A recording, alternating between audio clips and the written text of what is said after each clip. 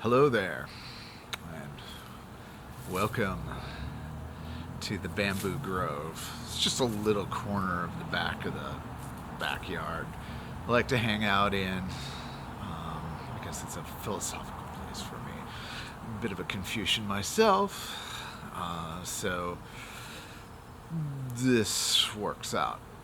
Anyways, yeah, it seems like weird has been kind of the word of the week. Um, don't really know why that is. Maybe it's because I've been doing a lot of promotion and press for the album, and it has been described as weird. But original is the word that comes up most of the time. I think weird is one of those words that's overused and understood. Comes from the Norse spelling of the word weird with a Y, and it basically means to find one's fate. So when people think it's, the weird sisters from Macbeth, they're the witches and stuff, which is kind of, Shakespeare's version of witches. And anyways, but they're about it's really about Macbeth finding his fate. I'm nothing like Macbeth. Probably nothing like Shakespeare or anybody else either, because I'm a bit weird. As everybody who undertakes a creative journey is. Instead of to finding one's fate means to find a path and to make idiomatic choices, which then become defining characteristics. And for example, I like to improvise. I like that spontaneous moment of pragmatic problem solving that goes on in the studio, whatnot. Whether I'm putting together an art show, yes, I will lay out the art show on a piece of paper, and in my mind I'll have something kind of there, but I will always be prepared to make major changes on the fly, improvisationally, because what you think is going to work on paper or in your head is not necessarily always going to work. It's the same thing in the recording studio. So what you want to do is leave yourself open to idiomatic ideas and solutions. For me, one of them was, in the 80s when I was a teenager and didn't have any money, it was basically from mowing lawns and staffing Boy Scout camps and stuff like that. I'd go to garage sales and I bought microphones because my dad had microphones and he collected certain things, and he was interested in it. He wasn't really a full-on recording engineer, but he had an interest in it. He was an engineer. Anyways, so I got a whole box full of microphones, and one of those boxes for $3, and one of those microphones was this, an AKG D190E. AKG when it was still an Austrian company, and this microphone's was super common in PA address systems and stuff like that. Pope John Paul II had one, I think. There's pictures of him. Debbie Harry used one in a music video. I don't know if she actually used them in the studio. I don't sing into this ever. Matter of fact, my next music video has me singing into this. I never sing into this thing. It just looks cool, which is probably why Debbie Harry used it in a music video. What it is awesome for is as a snare drum mic. Everybody uses the SM57. Nothing wrong with it. Always works. But if everybody uses it, you gotta think, well, maybe if you don't want to sound like everybody else and you want to be a little idiomatic and find a little bit of your own fate and your own weird, to use the word properly as opposed to strange.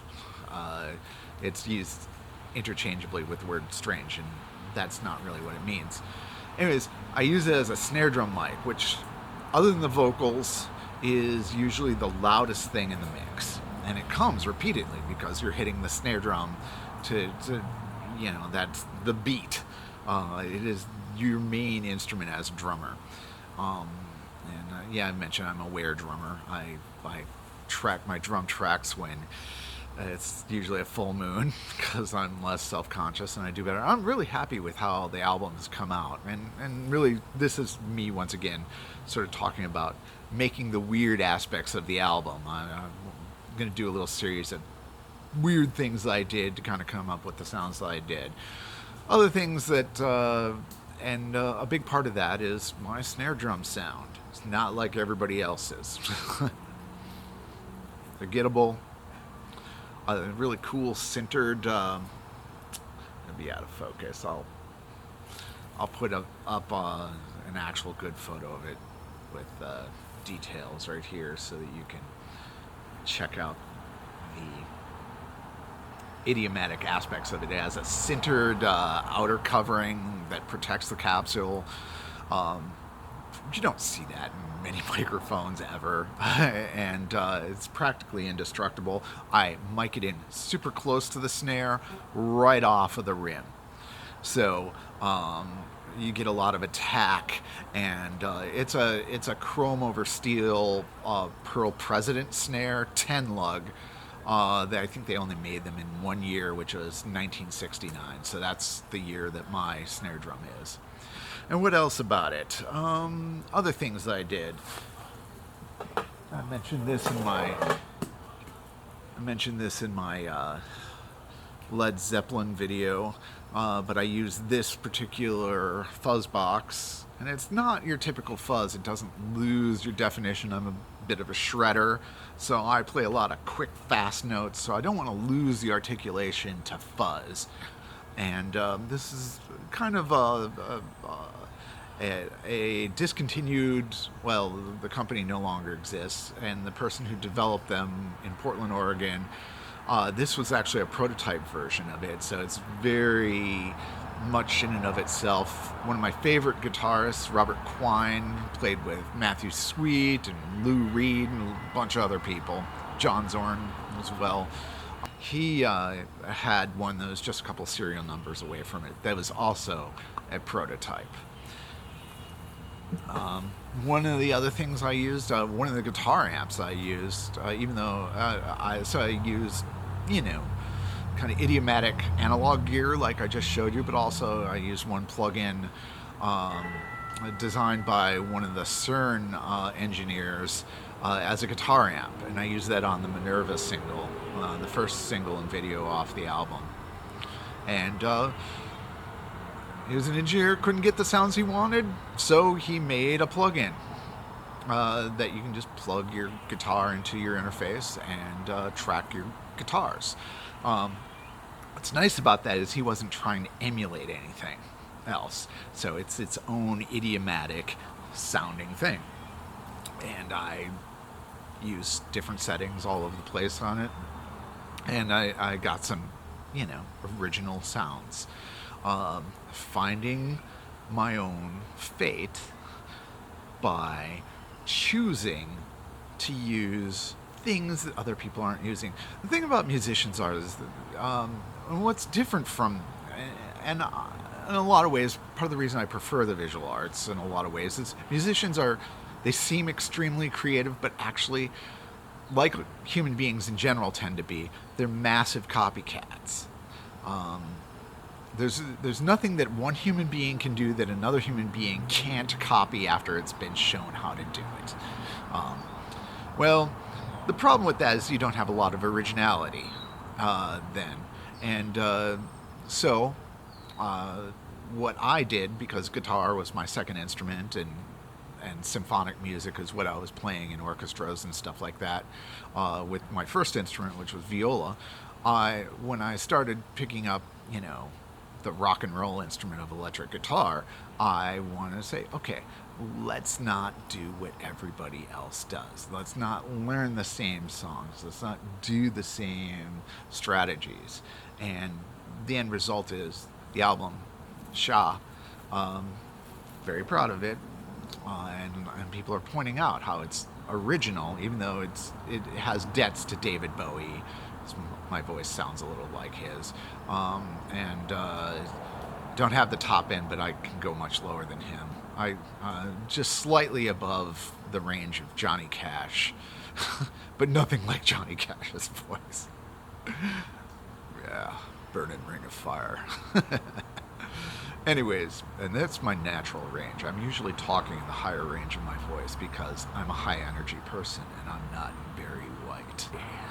But it does sound like fate, which is another word for weird. I really loved Lorne Green. Actually, I have a Lorne Green action figure from the first Battlestar Galactica that sits on my studio desk, where I do writing and recording and video editing and everything else. It's everything else, but he was known as having the voice of doom, so I kind of like that. What else? Getting back to weird. Also, and I'll do a full video on the guitar. That Kiesel Vader 7X that I got during the pandemic was really crucial to my sound, and it has Allan Holdsworth pickups on it, and I will do an entire rundown breakdown of that guitar, a full review, because I've used it live now and everything else. And it's strange, but the pickups on that electric guitar are very different. Not only is it's a headless guitar, so it doesn't look like anything else, and it's a one-of-a-kind guitar that Kiesel built for me, and Jeff Kiesel picked out the fretboard, and thank you, Jeff. It's an amazing instrument. I love it. I like it so much I have trouble thinking of playing anything else. You did your job too well. I know. Sorry, man. You did it too well. This guitar acquisition syndrome cured by making the ultimate guitar. Anyways, what I love about it, it's got these covered Allan Holdsworth 7-string pickups, is that Allan designed them, and he's the most unique guitarist the world has seen. Now, I sound nothing like him. I do a lot of alternate picking, and he was a legato player, the greatest legato player of all time. But some of his music theory ideas kind of worked their way into how I look at things. Like, I don't think of atonal music, and what I really enjoy about atonality is, you don't have to have a tonal center, and like Ornette Coleman, you can use harmonic theory of, each note is pretty much defined by what comes before and after it.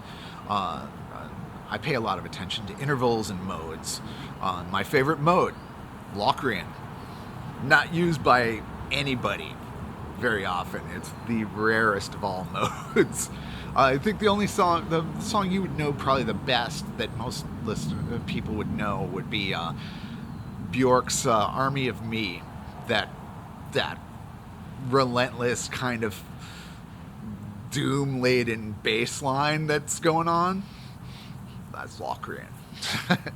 And I like it. And it doesn't resolve, but you can use it to pivot to any other thing. Because, especially if you're playing atonally, it's just a way to open up everything. If you don't point anybody in one direction, you can go anywhere you want. So there's that. Other things that I used in the studio that were weird.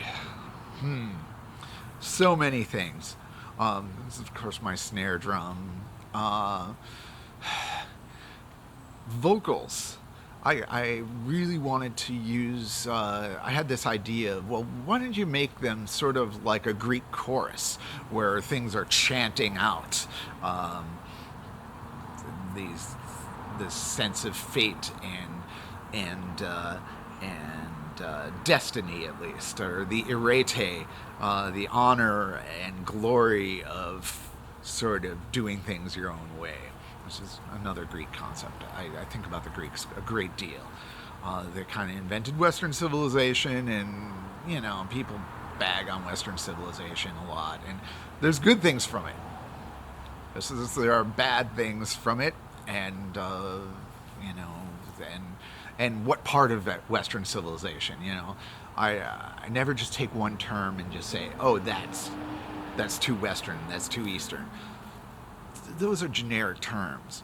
what Eastern, what Western? Are we talking, are we talking about ancient Mesopotamian music, or are we talking about Confucius? Are we talking about who's very influential for me, or are we talking about the Greeks in the sense of arete, or Hestia, this sense of being a good host and being generous. I think you're really defined by your generosity. What's one of the things I do, especially in the visual arts, which I think is more of my public interface. Most people know me as a visual arts person, is I'm a talent scout, and I like to find young artists and give them their first, okay, there's something going on here. I've seen thousands of shows, and this is a little different, and this is a little special. I like to do that.